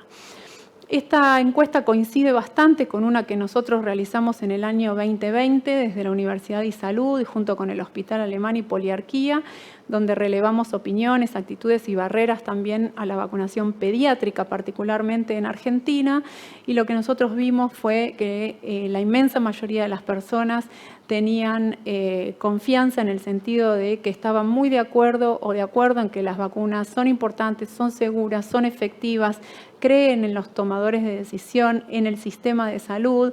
En rojo ustedes van a ver esa barrita donde dice que no están de acuerdo con que es mejor enfermarse que vacunarse. Esa pregunta es a propósito para ver si la gente es consistente con sus devoluciones y la verdad que nos resultó que sí. Y cuando mirábamos las barreras a la vacunación, las principales barreras son de acceso. El faltante de vacunas en el vacunatorio fue sin duda la estrella de las respuestas, y luego horarios incompatibles con mis actividades, falta de programación u olvidos, muchas colas en los vacunatorios y mucho más por debajo los temores a efectos adversos o pérdida de la percepción de riesgo. En este trabajo, cuando indagábamos sobre cuáles eran las vacunas que más problemas habían tenido en cuestión de barreras y de acceso, las dos vacunas más nombradas fueron, por un lado, meningococo, que sabemos todos que tuvimos un importante problema con el abastecimiento de meningococo los años anteriores, y por otro lado fue gripe. Y si se fijan ustedes en las barras azules, lo que mostramos ahí son las barreras de acceso, y luego en rojo y en verde son digamos, barreras que tienen que ver con el riesgo de percepción o con falta de confianza. O sea que las mayores barreras fueron de acceso para todas las vacunas y particularmente para meningococo y antigripal. ¿Y qué agregó la pandemia a este escenario? Bueno, sin duda, nada bueno. Las coberturas de vacunación disminuyeron en prácticamente todos los países de la región, que ya venían en caída, y esto lo que hizo fue intensificar el problema de coberturas de vacunación con casi todas las vacunas de calendario y en casi todos los países de la región. Por otro lado, lo que vemos es esta caída en el acceso. Esto también lo relevó esta encuesta de Bunge y Born, y en el año 2021, que mostraron hace poquito los resultados, vemos cómo el impacto que tuvo la pandemia para el año 2020 en el índice de acceso fue una disminución de casi el 50% en este índice, que para el año 2021 se recupera hasta los valores anteriores. Lo que no se recupera en esta encuesta, lo que muestra es el índice de confianza, que si bien sigue siendo relativamente alto en Argentina, cayó alrededor de 8 puntos para el año 2020 y en el año 2021 incluso se intensifica un poquito más. Cuando miramos los tres componentes de la confianza, que eran efectividad, importancia y seguridad, vemos que esta caída se manifiesta para los tres componentes, no solo para lo que tiene que ver con la seguridad, que uno podría pensar que es lo que más preocupa, ¿no? Pero no, cae para los tres componentes. Y si miramos por grupos de edad, los grupos más escépticos son los grupos de adolescentes y de adultos jóvenes. Y vemos que el grupo de adultos mayores de 65 años, por ejemplo, recuperaron en este último año un poco la confianza. Y esto probablemente tenga que ver un poco con la vacunación COVID también, que sin duda fueron el grupo de edad más afectado. Y bueno, obviamente no podemos dejar de hablar de lo otro que se agregó en la pandemia, que fue la infodemia, ¿no? Esta sobreabundancia de información, muchas veces incorrecta, es decir, de desinformación, que hace difícil encontrar una fuente fiable y orientaciones fidedignas cuando se necesitan, y que al igual que los virus que causan estas pandemias, la información errónea se propaga a una velocidad muy rápida y añade obviamente una complejidad mayor a la respuesta sanitaria, porque genera mucha angustia en la población, las personas pueden tomar decisiones incorrectas, toman caminos equivocados, entonces todo se complejiza con esta sobreabundancia de información. Ay, perdón, creo que me pasé una. Y como ejemplos en esta pandemia hemos tenido desinformación en relación al COVID, desde las teorías conspirativas respecto al origen del virus, las formas de contagio y de transmisión, las supuestas curas o tratamientos, y bueno, obviamente tuvimos también contenidos falsos sobre vacunas. La OMS advirtió un aumento alrededor del 60% de contenido antivacunas durante la pandemia, y entiendo yo que prácticamente todos hemos estado expuestos a contenidos antivacunas que circularon por redes sociales, que nos llegan al teléfono permanentemente, en la televisión, etcétera. El discurso de las celebrities, que muchas veces no colabora en lo más mínimo, personajes muy conocidos y muy respetados del mundo del cine, del deporte, de la música, que en lo suyo son excelentes sin duda, pero que han generado quizás bastante daño porque tienen mucha llegada y porque son muy escuchados y muy seguidos por obviamente la comunidad en general. Y por último, la politización, ¿no?, de la pandemia, que ha afectado la confianza en las vacunas. Países donde se ha observado un poco más este problema que en otros. En Estados Unidos ha sido como muy, muy evidente. Y esto, si miramos las encuestas que relevan la intención de vacunarse, veíamos como, por ejemplo, los estados que son más republicanos que los demócratas tenían una intención mucho más baja de vacunación y coberturas de vacunación más bajas que otros estados. Pero este es un ejemplo y creo que en todos los países ha sucedido algo parecido, ningún país es excepción. Sin embargo, también tenemos que decir que la confianza crece con campañas de vacunación exitosas. Y entonces acá vemos un claro ejemplo, y esto es de Argentina, como en barras grises y en barras negras veíamos la intención de vacunación negativa, es decir, quienes decían que no se iban a vacunar en negro y quienes dudaban de vacunarse en gris, cómo aumentó hasta fin del 2020 y eso venía creciendo y cómo esa tendencia se empieza a revertir a medida que inicia la campaña de vacunación, que son las barritas rojas donde empiezan a decir las personas que ya se vacunaron. Entonces, esto es un claro ejemplo de que esa confianza cambia cuando una campaña demuestra ser exitosa. Exactamente lo mismo pasó en Brasil. Fíjense ustedes, la intención de no vacunarse en la línea roja aumenta para diciembre de 2020 y cómo la intención de vacunarse caía para esa fecha en la línea azul y cómo esta tendencia se revirtió cuando Brasil inicia la campaña de vacunación. Muy, muy parecido a Argentina. Y nuevamente en esta encuesta de Bunge y Born vemos que ellos relevaron en 2020 la intención de vacunarse y teníamos alrededor de un 28% de encuestados que decían que dudaban o que no se iban a vacunar, no tenían intención de vacunarse. Sin embargo, en 2021, cuando mirábamos si efectivamente se habían vacunado, solo un 8% había dicho que no se había vacunado y de ese 8%, casi un 5% contestó que tenía intención de vacunarse. Es decir, que esto realmente cambia con una buena campaña de vacunación y con buenos resultados, por supuesto, ¿no?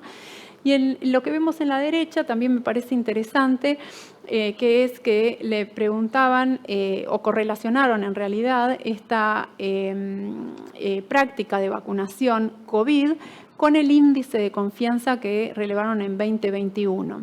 Y cuando vemos en el principal grupo, que eran las personas que sí se vacunaron para el COVID, que son más del 90%, el índice de confianza en la vacunación arrojaba un 87,7%. Y ahora cuando vemos en las barras grises aquellos que tenían dudas, ¿sí? Cómo va bajando el índice de confianza en general de la vacunación hasta la barra negra, que son aquellas personas que dijeron que no se vacunaron y no se pensaban vacunar, donde el índice de confianza es del 20%. Entonces, me pregunto acá si la vacunación COVID es causa o consecuencia, o hay un poco de las dos cosas probablemente, si ha colaborado o ha empeorado la confianza en el resto de las vacunas. Sin duda ha tenido impacto en la confianza en las vacunas en general. Y si miramos los motivos de no vacunación, ¿por qué deciden no vacunarse? Esto es una encuesta que se hizo en países de bajos y medianos ingresos de vacunación COVID. ¿Por qué las personas decían no se vacunaban? Los dos principales motivos fueron sin duda el miedo a los efectos adversos, o sea, cuestiones relacionadas con la seguridad de las vacunas, y por otro lado una baja percepción de riesgo de enfermar.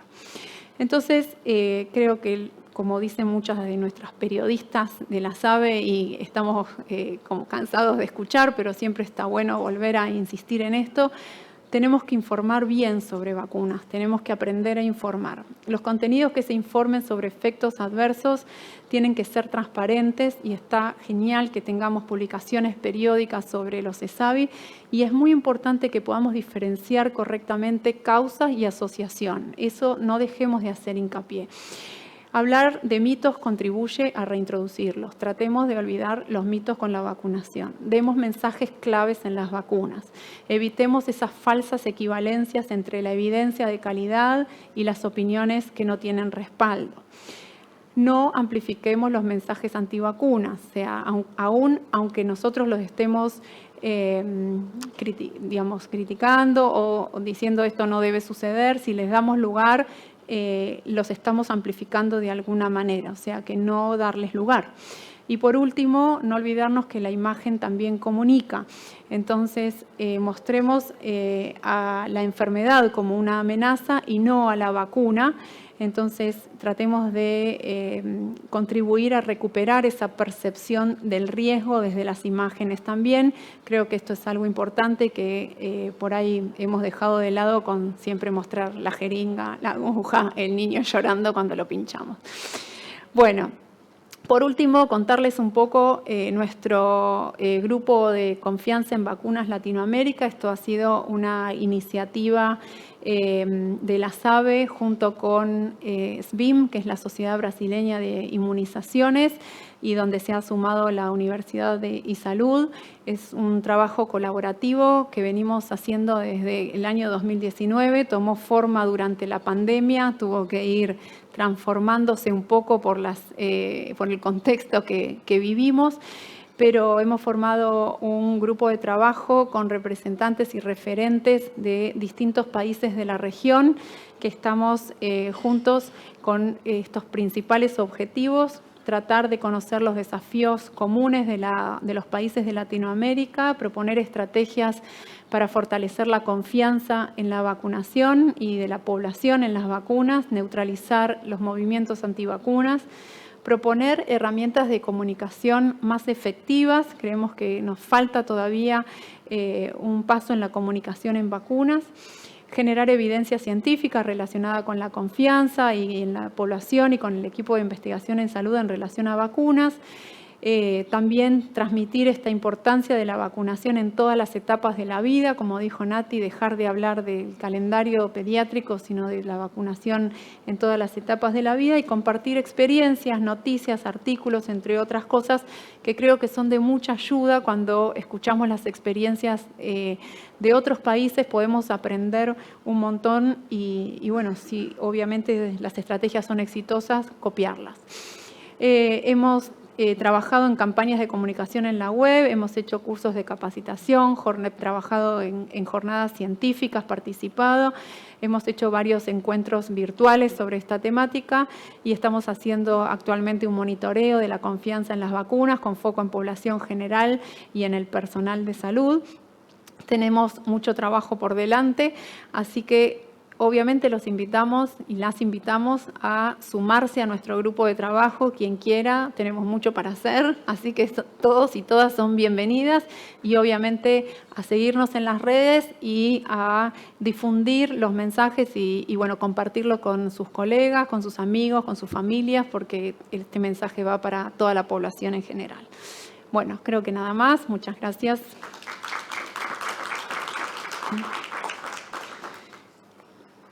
No sé si hay preguntas o si no, Iris. No sé si pregunta o comentarios.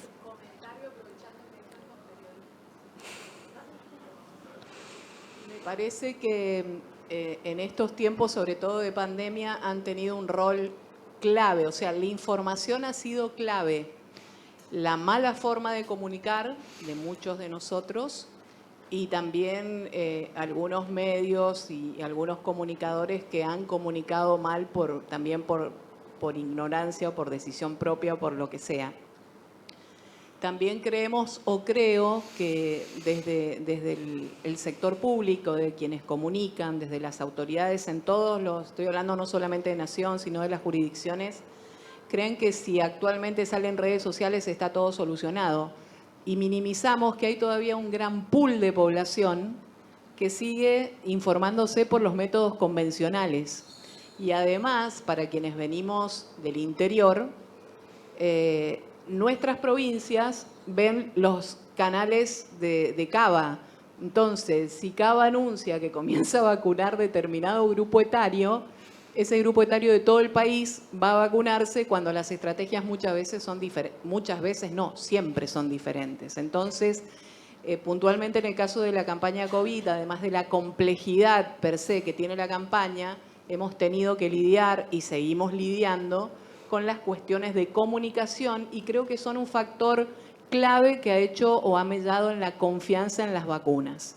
Y mucha gente que hemos visto hoy se siguen poniendo primeras dosis. Y agregaría a tu diapo que habla de ese grupo intermedio que duda de algunas vacunas y no de otras, un nuevo capítulo que antes no estaba instalado en la población, que es dudo de una determinada marca de vacuna y no de otra, o del determinado origen ideológico de una vacuna y no de otra. Me parece que son nuevos temas que hay que tomarlo muy en serio porque tienen un rol clave en la adherencia a la vacunación. Sí, y que puede pasar con gripe también, ¿no? Ahora, incluso hablando de todas estas vacunas disponibles que tenemos, creo que es como que la población en un punto se ha como empoderado y quiere decidir qué vacuna se da muchas veces. Creo que hoy una de las recomendaciones es, bueno, si hay posibilidad de elegir, que elijan. Entonces, eso también, digamos, hace que, bueno, así como elijo la vacuna COVID que me quiero dar, como dice Iris, me parece que nos puede llegar a empezar a pasar también de qué vacuna antigripal quiero, más allá de que hoy no tenga mucha oferta, pero pasa cuando llegan al vacunatorio, acá muchas de las jefas PAI lo pueden decir, que por ahí alguien quiere cuadrivalente, ¿por qué no me dan esta, por qué no me dan la otra? O lo mismo ha pasado con meningococo también, ¿no? Creo.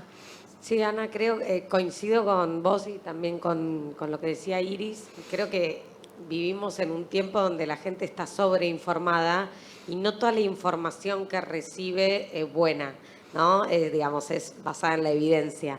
Entonces, esto trae una complejidad mayor a la que ya teníamos con la confianza en las vacunas. Yo creo que hay un poco esta teoría del derrame, de que la falta de confianza en las vacunas COVID pueda repercutir en el resto de las vacunas de calendario.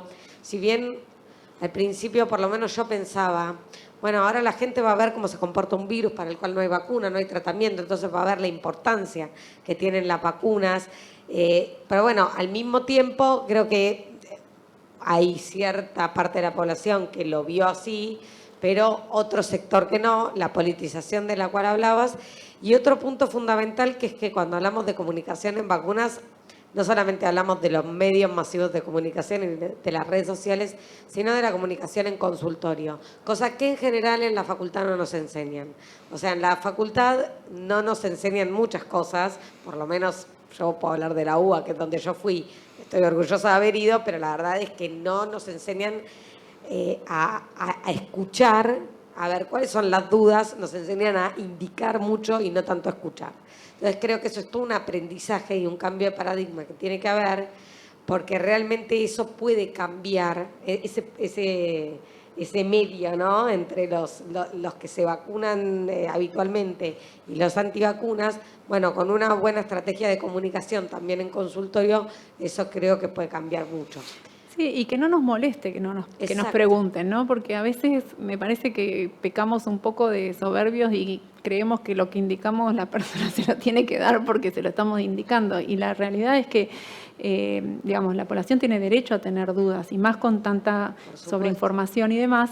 Entonces, bueno, tomarnos el tiempo para escuchar, de última contar hasta 100 si nos quita un poco la paciencia, pero bueno, tenemos que empatizar con esa persona que tiene dudas, tenemos que tomarnos el tiempo para responder y fundamentar nuestra respuesta. Creo que si nosotros fundamentamos adecuadamente, las personas entienden y se van tranquilas y sin duda van a confiar más y poder aplicarse esa vacuna sin temor, porque también y van a está bien tener eso, temor. van a replicar esa información con sus familiares, amigos, amigas. Bueno, creo que alguien... André. No, yo, Ana, digo, celebro este espacio porque me parece que los diagnósticos de situación para nosotros en Argentina son sumamente importantes. Esto que vos mencionabas, ¿cuál es la causa por la cual la gente no se vacuna? Si está vinculada con no hay vacunas, o no hay acceso, o no hay horarios, o la disponibilidad. Me preguntaba cómo hacer, o cuál te parece que sería la recomendación de la estrategia de sostener una información o una agenda para, digamos, incentivar la percepción hacia la enfermedad. Porque digo que lo más difícil es para todos, para el equipo de salud y para la comunidad, no percibir el riesgo de enfermedad. Digo, para mucha gente, yo soy muy vieja, pero digo, para mí el hemófilus es la meningitis, y haber visto niños con meningitis no te hace olvidar que la cuádruple o la penta o la sextuple es fundamental. Pero digo, ¿cómo uno mantiene en agenda al elevar las coberturas de vacunación la posibilidad de percepción de enfermedad que se va cuando la vacuna aplicada y cuando las coberturas son altas empiezan a desaparecer las enfermedades? Entonces digo, esto por un lado. Y por lo otro, digo, si hay algún vínculo de estos espacios del grupo de confianza con las autoridades nacionales para marcar estos puntos que ustedes identifican en las encuestas y poder retrabajar sobre esos puntos que ustedes identifican como nudos críticos por los cuales la gente no se vacuna. Sí, hasta ahora no hemos tenido esa discusión con las autoridades. Creo que son interesantes poder empezar a tenerlas. Creo que lo que revelan las encuestas muchas veces es complejo y hay que desmenuzar muy bien. Ahora se terminó, por ejemplo, de realizar una encuesta que la lideró Fundación Huésped y de la cual la SABE y Salud también participamos. No pude presentar algunos slides de ahí porque todavía no está disponible, pero digamos, una de las cosas que encontramos también en esa encuesta y que lo hemos visto en la anterior también es, por ejemplo, este escepticismo en adolescentes o en gente joven particularmente, ¿no? Y en esta otra encuesta de Huésped, por ejemplo, salió la baja percepción de riesgo y escepticismo en población de barrios vulnerables, donde las coberturas ya sabemos que son en general bastante más bajas también, o sea que esa percepción va acompañada de bajas coberturas.